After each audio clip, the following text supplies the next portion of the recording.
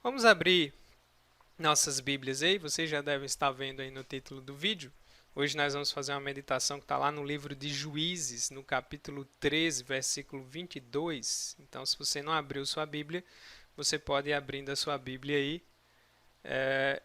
Nós vamos meditar apenas em um versículo e vamos tratar de um tema que ele aparece em vários outros versículos da Escritura.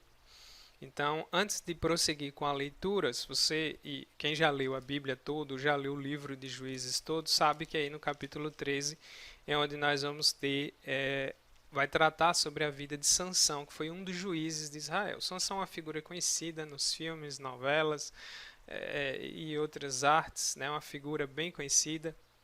Aqui vai falar do nascimento dele, onde o anjo do Senhor anuncia aos seus pais o nascimento. É interessante ver que esse anjo do Senhor aqui é alguém especial, é um anjo especial, é um anjo que se coloca como Deus. Portanto, todos os teólogos concordam que aqui já é o próprio Senhor Jesus Cristo pré-encarnado ali interferindo e direcionando a história de Israel. Então aí, nesses capítulos, é o momento em que o anjo aparece aos pais de Sansão, anuncia para a mãe dele que ela daria a luz a um menino e que ele seria um nazireu, ou seja, separado e consagrado ao Senhor. Logo em seguida, o pai dele, que não estava presente na primeira aparição, fica um pouco assim duvidoso, mas depois o Senhor aparece tanto para o pai de Sansão quanto para a mãe dele. E aí então, no verso 22, logo depois deles verem a glória do Senhor e o fogo subindo do céu e o anjo subindo junto, né, no verso 22, onde é o nosso versículo base da nossa meditação aqui hoje, diz assim: Disse Manoá a sua mulher. Manoá é o pai de Sansão: Certamente morreremos porque vimos a Deus. Interessante isso. Certamente morreremos porque vimos a Deus. No verso 23, a mulher ainda complementa, né? Se o Senhor nos quiser matar, não aceitaria de nossas mãos o holocausto e a oferta de manjares, nem nos teria mostrado tudo isso, nem nos teria revelado tais coisas. E aí depois vai nascer o pequeno Sansão. Então é interessante, meus caros, observar aí que a manifestação de Deus fez com que Manoá tivesse um sentimento. Nós vamos morrer porque vimos ao Senhor. É muito interessante isso. Hoje se fala muito em buscar a presença de Deus, estar na presença de Deus, mas infelizmente as pessoas perderam o senso do que é de fato estar na presença de Deus, ou o que isso significa. Né? Tem pessoas, por exemplo, que acham que você está na presença de Deus é se arrepiar ou é chorar. Eu não estou dizendo que não devemos ter emoções, nós somos seres criados com emoções, Deus nos fez assim.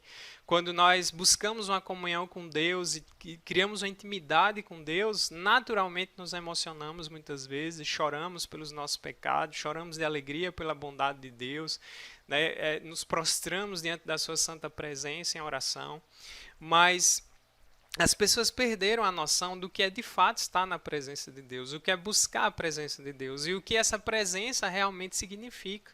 Então, quando nós olhamos para a Escritura, e aqui não é a primeira das manifestações de Deus aqui no Antigo Testamento, ele tem momentos que ela aparece para Abraão, para Moisés, lembrando que assim, mesmo os homens que contemplaram a glória de Deus não contemplaram em toda a sua plenitude, porque a Bíblia é clara em dizer que ninguém jamais viu a Deus, nós não poderíamos vê-lo por conta da sua glória e majestade.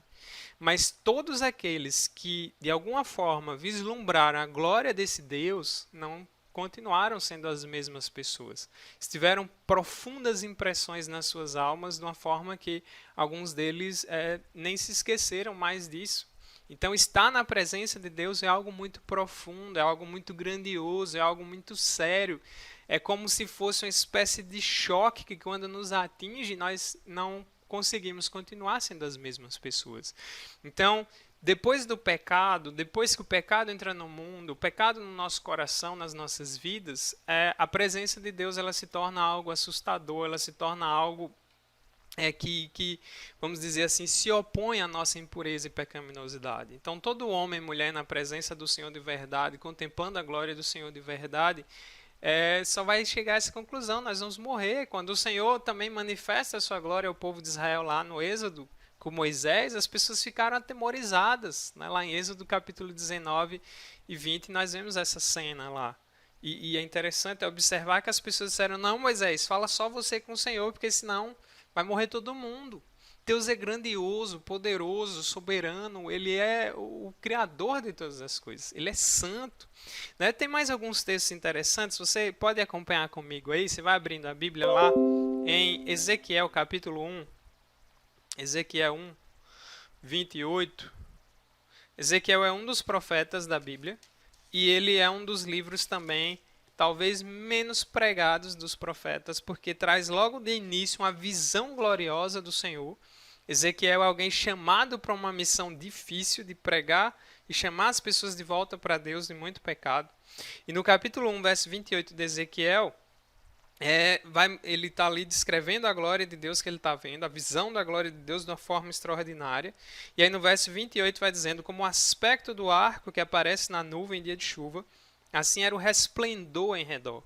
Esta era a aparência da glória do Senhor, e vendo isto, caí com o rosto em terra e ouvi a voz de quem falava. Ou seja, qual a reação de Ezequiel? Cair com o rosto em terra, de se prostrar. Porque ele está vendo algo tão grandioso, tão glorioso, tão fantástico, que ele não consegue nem ficar de pé, por conta da glória do Senhor. Então, nos outros versículos que nós não lemos aí de Ezequiel, no versículo 1, vai dizer que eles estavam privilegiados, Ezequiel, da sua glória, né? Tive visões de Deus, uma coisa grandiosíssima. Então imagine que Ezequiel tem uma missão dura, ele vai encarar um povo pagão ali na Babilônia, pessoas que não temiam a Deus, com deuses falsos, e ele precisava conhecer, estar bem convicto do Deus verdadeiro e vivo. E Deus faz isso. No momento de trevas, no momento de extrema dificuldade, o céu se abre diante de Ezequiel e a glória do Senhor resplandece, de sorte que no verso 28 ele se prostra ali, ele cai com o rosto em terra. Quando a gente vê também o profeta Isaías, que é um pouco voltando aí um pouco, Isaías capítulo 6, é um capítulo muito conhecido pela maioria das pessoas. Capítulo 6 de Isaías, a gente vê lá também no verso 5, quando Isaías contempla a glória do Senhor também, a conclusão que ele chega: então disse eu, ai de mim, eu estou perdido, porque eu sou um homem de lábios impuros que habito no meio de um povo de impuros lábios, os meus olhos viram o Rei, o Senhor dos Exércitos. Perceba que coisa interessante, estar na presença de Deus, presenciar ali, estar diante da glória do Senhor, leva os homens a se quebrantarem, mas ainda leva ao temor, leva à sensação da pecaminosidade, porque quando nós somos colocados diante da luz da santidade perfeita do Senhor, fica bem mais nítido quem nós somos. Os nossos pecados ficam visíveis, as nossas impurezas. Isaías faz parte da elite religiosa do povo e ele faz essa declaração: ai de mim. E todos nós, e esse é um sentimento que vai atingir o coração de todos aqueles que conhecem o Senhor verdadeiramente, é dizer: ai de mim, Senhor, ai de mim, eu estou perdido, eu sou um homem de lábios impuros e habito no meio de um povo de impuros lábios. A luz e a santidade de Deus, ela deixam claro as nossas falhas. Quanto mais nos aproximamos de Deus, mais surge esse sentimento de temor, esse sentimento de reverência, esse sentimento de quebrantamento, esse sentimento de percepção de pecado. Por isso que Ezequiel se prostra, por isso que o pai de Sansão fica com medo de morrer, por isso que Isaías vai dizer: ai de mim, Senhor. Não tem como. Então, buscar a presença de Deus, você não vai só se arrepiar, você não vai só chorar e suar ou coisa do tipo, não. Você vai ser transformado, você vai ser quebrantado, você vai ser humilhado, você vai ser colocado diante do Deus verdadeiro, que não é só uma ideia, não é só uma figura, não é só uma força, mas é um Deus vivo, verdadeiro, pessoal, glorioso, que criou, sustenta e governa todas as coisas em santo amor. Esse é o Deus das Escrituras. E aí não é só no Antigo Testamento não que a gente tem cenas assim. Abre Lucas, no Evangelho de Lucas, no capítulo 5, versículo 8. Se você abrir lá, você também vai ver Pedro tendo a mesma reação. Lucas 5, 8. Diz assim a palavra do Senhor: vendo isto, que é um momento de milagre, que Jesus faz um milagre, vendo isso, Simão Pedro prostrou-se aos pés de Jesus, dizendo: Senhor, retira-te de mim, pois sou pecador. É o sentimento que vem no coração. Perceba que interessante, o mesmo sentimento dos profetas no Antigo Testamento com relação a Deus Pai, a glória desse Deus, é o mesmo sentimento no Novo Testamento também com relação a Jesus Cristo, ou seja, que também é Deus, o Filho de Deus vivo. Na presença dele, contemplando a glória dele, a gente só chega a uma conclusão. Como Pedro aqui, Senhor, retira-te de mim, eu sou um pecador. A gente se enxerga. A única forma de a gente se enxergar de verdade, poder perceber quem nós somos verdadeiramente, é nos achegando a Deus, é indo até a presença de Deus. Por isso que é uma coisa muito séria. Por isso que, infelizmente, muitas igrejas e muitos irmãos até sinceros na sua fé caem nesse erro de imaginar que buscar a presença de Deus é simplesmente sentir emoções e se arrepiar. Eu não estou dizendo que você não sinta emoções, mas eu estou dizendo que a presença de Deus vai sempre nos levar ao quebrantamento, sempre vai nos levar ao reconhecimento de quem nós somos, pecadores, limitados, né, fracos, frágeis. E todo momento é um momento importante para se buscar Deus, mas nesses momentos em que estamos mais reclusos, nós devemos investir bastante em buscar essa presença, para que essa presença gloriosa tenha esse mesmo efeito sobre os nossos corações e sobre as nossas vidas. Então Pedro diz, olha Senhor, retira-te de mim, porque eu sou um pecador. Né? Volta aí no Evangelho de Marcos também, Evangelho de Marcos no capítulo 4, você percebe que nós estamos vendo vários versículos aí que mostram essas mesmas ações aí dos homens diante de Deus. No capítulo 4, no verso 35, nós vamos ver Jesus acalmando a tempestade. E é interessante que ali está todo mundo assombrado com aquela tempestade. Naquele dia, sendo já tarde, disse-lhe Jesus, passemos para outra margem. E eles, despedindo a multidão, levaram, assim como estava, no barco, e outros barcos o seguiam. Ora, levantou-se grande temporal de vento, e as ondas se arremessavam contra o barco, de modo que o mesmo já estava a encher-se de água. Estava todo mundo assombrado, atemorizado. Talvez como nós até, muitos de nós, possam estar hoje, devido a outras circunstâncias que vivemos. O verso 38, se Jesus estava na popa, dormindo sobre o travesseiro, eles o despertaram e lhe disseram, mestre, não te importas que pereçamos? E ele, respondendo, repreendeu o vento e disse ao mar, calma-te, emudece. O vento se aquietou, fez-se grande bonança. Então lhes disse, por que sois assim tímidos? Como é que não tendes fé? Por aqui você já percebe quantas lições importantes podemos tirar, né, desse texto, mas o foco não é ele todo. Verso 41, e eles, possuídos de grande temor, diziam uns aos outros, quem é este que até o vento e o mar lhe obedecem? Quem é esse mesmo? Né? Olhar o poder de Jesus sobre a natureza fez com que os homens se enchessem de temor, possuídos de grande temor. É sempre assim, diante da presença de Deus, diante da glória de Deus, diante do poder de Deus, gera temor.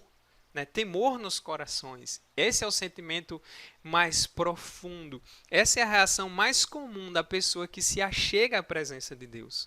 Não é você estar ligado a coisas místicas e uma conexão ou entrar em transe, coisas do tipo. Não.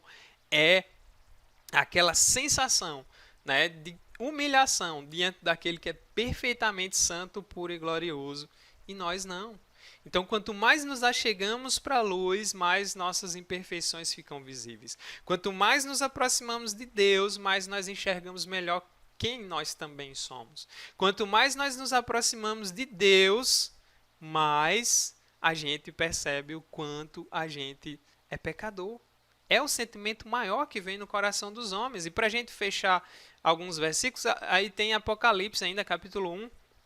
Lá em Apocalipse 1 é quando o apóstolo João está tendo a visão lá de Cristo, de uma maneira bem preciosa. E aí a mesma reação João vai ter lá também. Abre aí Apocalipse 1, versículo 17. Nós vamos ver lá, quando o vi, caí a seus pés como morto. João parou, travou assim, né? Deu tilt, como usa na linguagem de computador, de videogame. Porém, ele pôs sobre minha mão direita, dizendo, não temas, eu sou o primeiro e o último, que é Jesus falando com ele.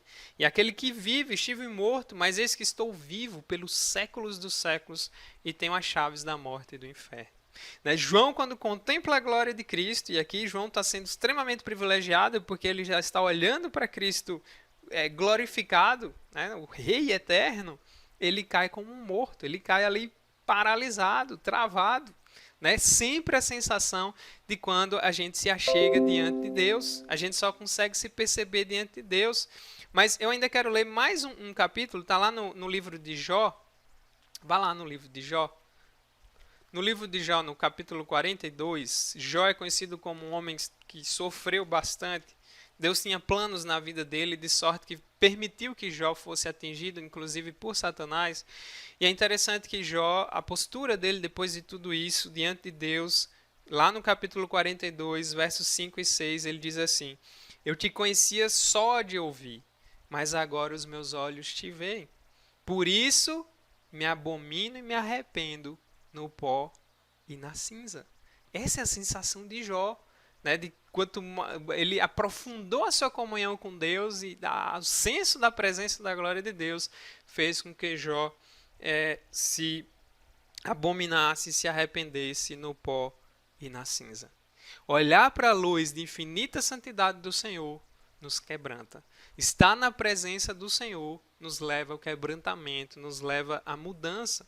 Então, como é que eu sei que eu estou na presença de Deus? Primeiro que não é uma presença comum, não é a presença de qualquer um, e é uma presença que pode ser buscada por qualquer um, em qualquer lugar, porque Jesus Cristo nos dá acesso completo ao Senhor. De sorte que no seu quarto, na sua casa, mesmo distante da comunhão da igreja publicamente, você pode se achegar a esse Deus, você pode buscar a presença desse Deus, você pode sentir a presença desse Deus, mas eu tenho que lhe dizer, como nós já vimos aqui, que essa presença vai te transformar, vai te mudar, vai te moldar e vai te fazer cada vez mais uma pessoa diferente. Então, está perto da presença de Deus vai levar à transformação nossa, vai levar a gente a perceber os nossos pecados, vai nos levar a uma mudança de vida, vai nos levar a um aperfeiçoamento de caráter, vai nos levar a uma santificação diária. Né? Não é só eu sentir emoções na igreja, voltar para casa e seguir a vida fazendo tudo do mesmo jeito. Não. Quanto mais eu me achego a Deus, mais eu sou transformado. Quanto mais eu busco essa presença maravilhosa e gloriosa, minha mente é transformada, minhas ações são transformadas e eu sou uma pessoa diferente. Então eu vou buscar santificação diária, eu vou buscar crescimento. A presença de Deus também ela vai levar ao novo nascimento, porque ela conduz o homem ao arrependimento, ao quebrantamento, a se perceber. E é um privilégio que Deus dá aos seus, de se enxergar. Então toda pessoa diante de Deus vai sempre ter essa mesma percepção. Ai de mim, eu sou um pecador. De quebrantamento, nos torna mais humildes, né? Nos deixa bem humildes porque vai mostrar quem de fato manda no universo e quem é o Senhor soberano e absoluto sobre a vida de tudo e todos. Esse é o Deus das Escrituras, esse é o Deus que nós devemos buscar e nos quebrar, nos torna mais misericordiosos, porque quando vemos o quanto Ele é misericordioso conosco, com os nossos pecados, nós também devemos ser com os outros. Né? E quanto mais conhecemos a Deus e o buscamos, mais nós percebemos isso. Quanto mais nós nos achegamos na presença desse Deus, mais nós abrimos mão da autojustiça.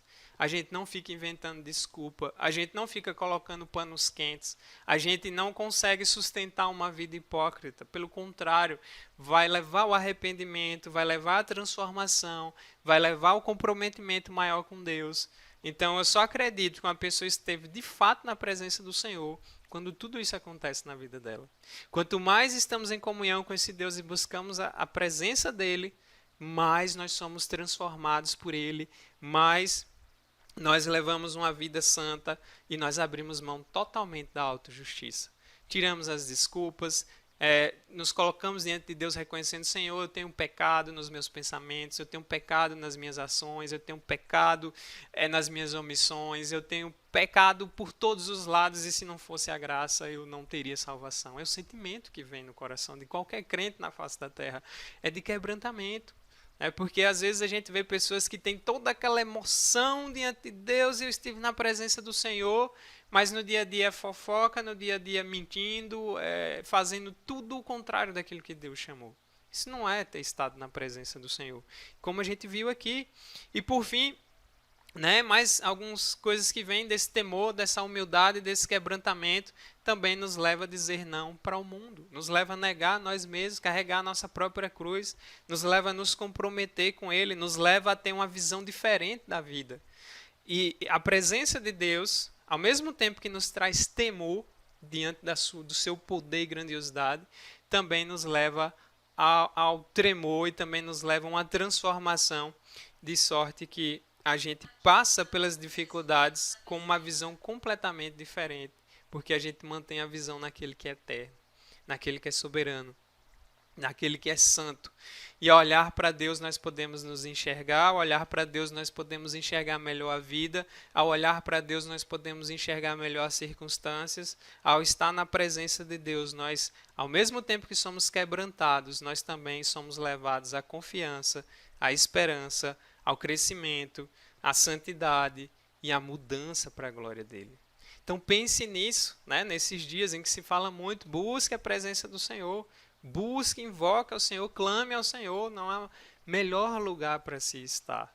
Mas o mais fantástico, você tem que saber os efeitos dessa presença, de estar na presença do Senhor em oração, em quebrantamento, vai ser a mesma. Porque buscar esse Deus e contemplar a glória dele, a santidade dele, nós vamos nos prostrar diante dele.